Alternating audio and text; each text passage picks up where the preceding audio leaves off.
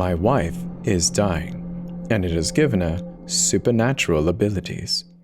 Written by deathbyvapejuice. Jess was gorgeous, in every sense of the word. Her hair burnt a bright orange, flowing perfectly down her back. Freckles formed wondrous constellations on her face. Her lips sat perfectly, framing a perfect smile that even Aphrodite would be jealous of. She had the deepest, brownest eyes that spoke to your soul and could be forgiven for never saying a word, as 1,000 fell from her every glance. Jess was perfect, and God knows what great deeds I have done in my past life to deserve to say this. But Jess was mine, and I was hers. I proposed to her on the beach, where we had our first kiss. Not a single doubt came to me when I decided that she was the one. We were made for each other, and she would be the first to admit it. Our wedding day is still the memory I cherish more than any other.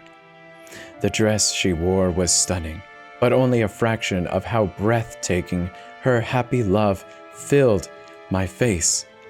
Breaking every known boundary of perfection, I felt unworthy of her presence. Life after that was great. We moved into an apartment close to our workplaces, spent the weekends watching old 90s films or getting a taste of everything Chicago has to offer. The first 5 years flew past us, a blur of joy and self-satisfaction, having me question if even the heavens could replicate the life that we both shared. Unfortunately, the universe is unbiased and unforgiving, and works in ways that no one can predict. I still remember the door and the doctor pulling me to the side as if it was yesterday. "It's brain cancer," he said, matter-of-factly. "She won't have much time left, unfortunately. Spend it all with her. I'm so sorry, Mr. Gonzalez."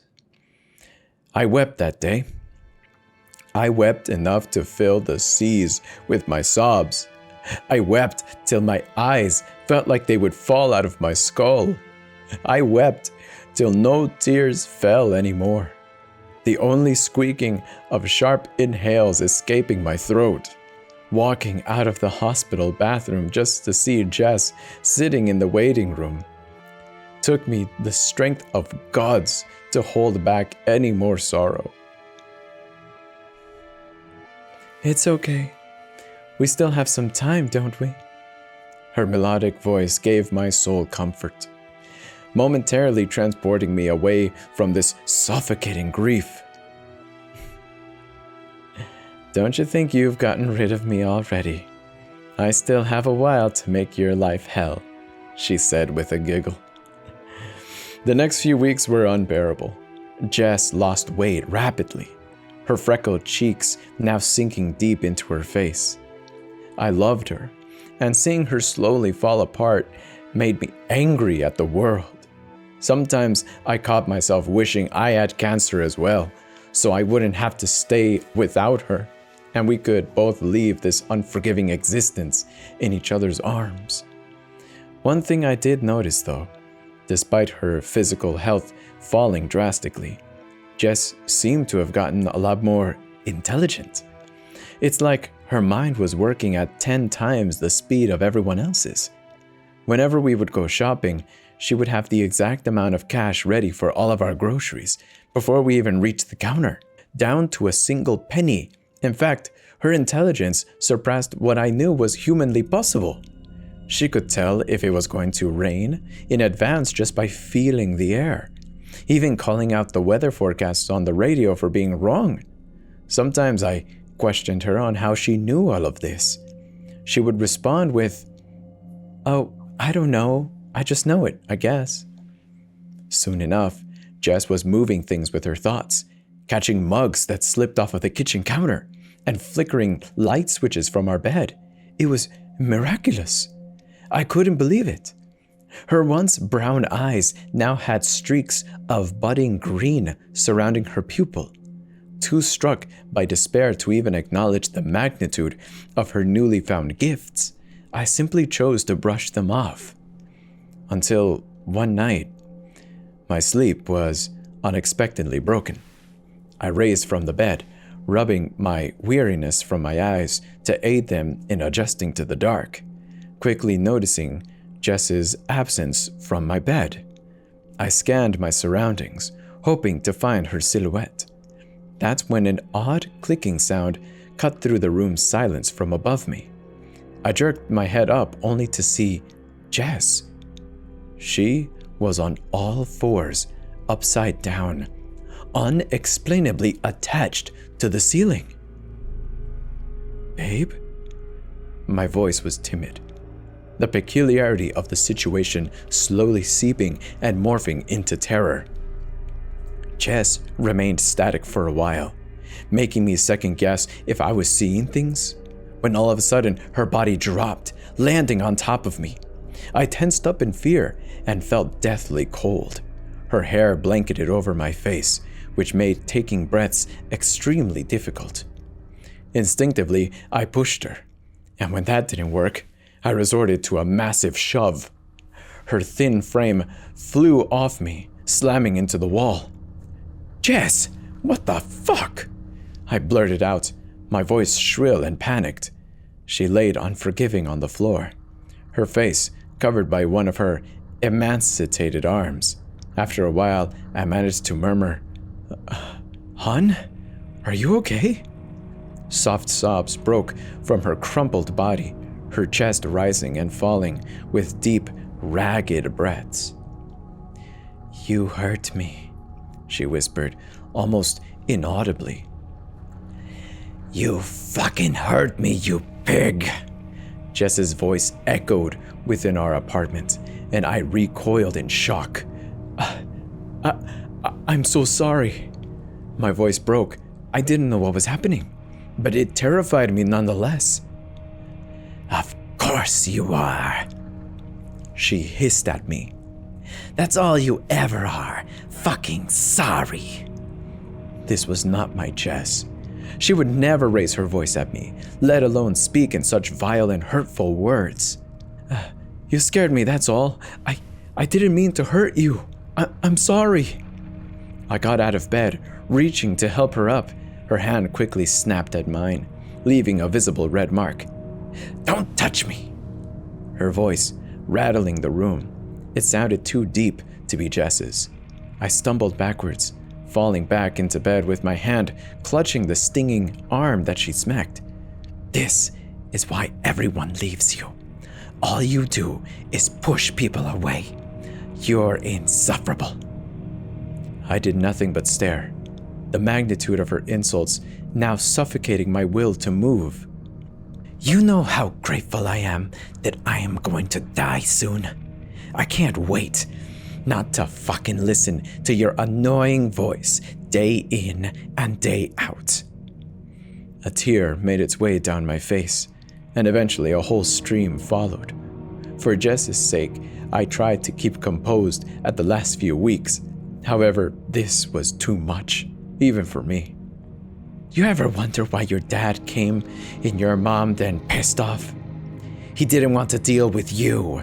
You were a detestable prick before you even came out of your whore mother. Jess's body slowly raised from the floor until it was eventually floating off of the ground. She looked down at me, and I noticed how her eyes were now completely mossy green. I would be doing the world a favor if I killed you right here. No one would have to deal with you being a parasite ever again. She lurched at me, grabbing a hold of my neck.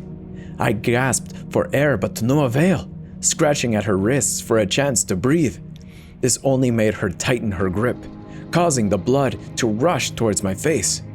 My hand scrambled, finding the lamp on the side of our bedside table and slamming it into Jess's head. She screeched, letting go of my throat. Thinking fast, I took the chance to once again push her off, but this time she caught herself on the wall, levitating with one hand on it. While I gasped for air, I slowly watched as she melted into the surface, her body liquefying and covering the area with a dark red spot. I felt like throwing up. Uncertain as to what on earth is happening, the spot grew rapidly until it covered the entire room with a fleshy, meat-like substance. I ran outside of the room, sprinting towards the front door. But as my fingers fell on the cold brass knob, a tentacle-like appendage emerged from the bedroom and wrapped itself around my ankle, pulling me onto the floor. I kicked at it, managing to loosen its hold, and at this time made a run for our safe in the spare bedroom, where I kept a revolver. The walls were now rapidly being consumed by the flesh until every surface was completely hidden. I backed into the closet door and sat with the loaded gun in my hand. The wall in front of me started to pulsate, twisting and turning until it formed the familiar face of Jess. "You really think you can outrun from me?" I stared at her, trying to wrap my head around what was happening. "What the fuck is going on? Why are you doing this?" Tears streamed down my face, dread grasping my soul. Jess only stared back at me, a wide grin plastered ear to ear. "Because I think you're a stain." The face lunged at me, a long bloody neck following behind it. I dodged the attack, managing to point the gun at it and pulling the trigger. A loud bang resonated, causing my ears to ring in agony. When I opened my eyes, Jess laid on the floor, blood pouring from her temple. I quickly dove forward, scooping up her body into my arms. "Oh, no. What have I done? No, no!" I pushed her face into my chest and sobbed violently. "Hey," a soft voice whispered. "Jess? Oh, wait, hold on. I'm calling the ambulance." I reached for my phone, but she quickly stopped me. "No, hush. There's not enough time." She sounded weak. Every syllable fought to make it out of her mouth. "Listen, whatever happened, that wasn't me, okay? I don't know what's happening to me." I brushed the hair off of her face, caressing her cheek. I know it wasn't. You would never hurt me." I could see the corners of her mouth lift, forming a weak smile, somehow managing to comfort me. "I love you so much. So much."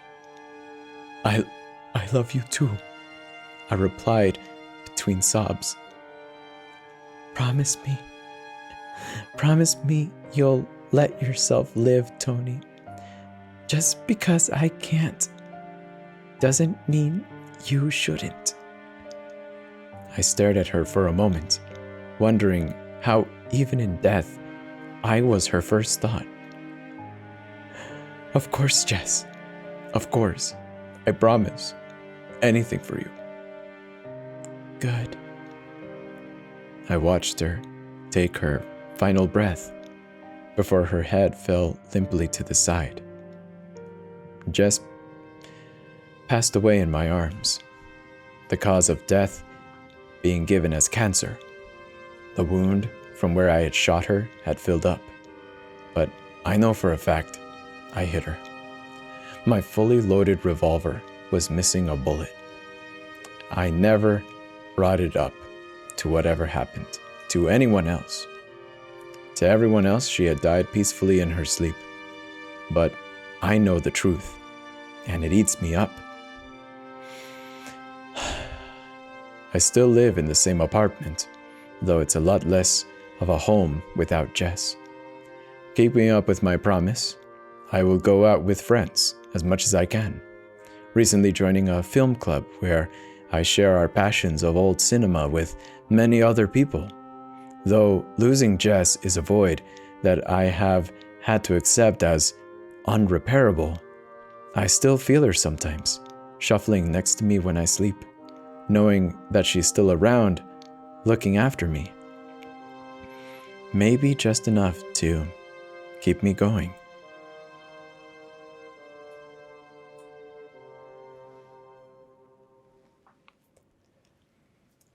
That was My Wife is Dying, and it has given her supernatural abilities. Written by Death by Vape Juice.